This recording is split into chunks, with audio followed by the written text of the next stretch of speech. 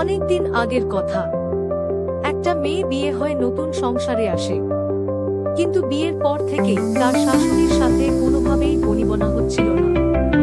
ছোট ছোট বিষয় নিয়ে ঝগড়া, তর্ক, সংসারে যেন শান্তির কোনো নামগন্ধ নেই। Long time ago, a girl got married and entered a new family. But from the very beginning, she couldn't get along with her mother-in-law. Small issues turned into arguments, and there was no peace in the house. একদিন আর সহ্য করতে না পেরে মেয়েটি বাবার বাড়ি ফিরে যায়।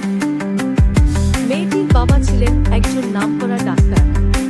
চোখের জল ফেলতে ফেলতে সে বলল, বাবা, আমি আর পারছি না, আমার জীবন নরক হয়ে গেছে।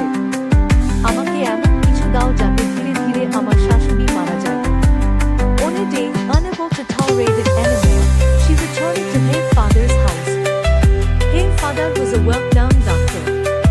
Crying, she sighed, Father, I can't take peace anymore. My life has become hell. Get me something that can slowly end his life. বাবা কিছুক্ষণ ভেবে বললেন, আমি তোমাকে একটা ওষুধ দেব। প্রতিদিন অল্প করে তার খাবারে মিশিয়ে দেবে, কিন্তু সাবধান, তুমি যেন তার সাথে খুব ভালো ব্যবহার করো, যাতে কোনো সন্দেহ না হয়। After thinking for a while, her father sighed, I will give you a medicine. Mix a little of it in her food every day. But be careful, you must bear very carefully with her so she doesn't suspect anything. মেয়েটি বাবার কথা মতো কাজ করতে লাগলো। সে শাশুড়ির সাথে ভালো ব্যবহার করতে শুরু করলো, হাসিমুখে কথা বলা, যত্ন নেওয়া, ভালোবাসা দেখানো। ধীরে ধীরে শাশুড়িও বদলে গেল।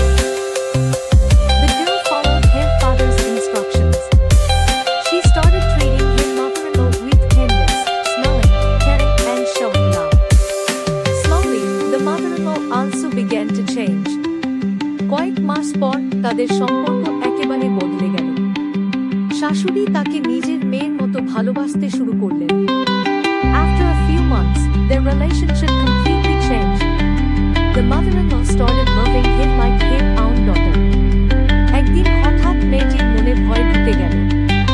আমি তো এতদিন বিষ দিচ্ছি, যদি সত্যি উনি মারা যান। সে দৌড়ে বাবার কাছে গিয়ে বলল, বাবা, কিছু করুন, আমি আর ওনাকে হারাতে চাই না। On a day, fear suddenly struck her. I've been giving poison all this time. What if she really dies? She ran to her father and sighed, Father, please do something. I don't want to lose him anymore.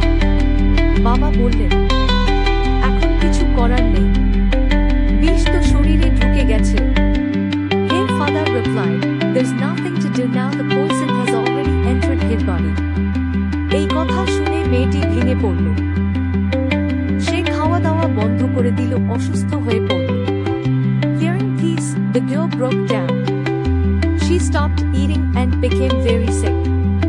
শাশুড়ি এটা দেখে খুব কষ্ট পেলেন। তিনি চিকিৎসার জন্য সবকিছু করতে রাজি হলেন, এমনকি নিজের সব সম্পত্তি বিক্রি করতেও প্রস্তুত ছিলেন। Seeing this, the mother-in-law was deeply hurt. She was ready to do anything for her treatment.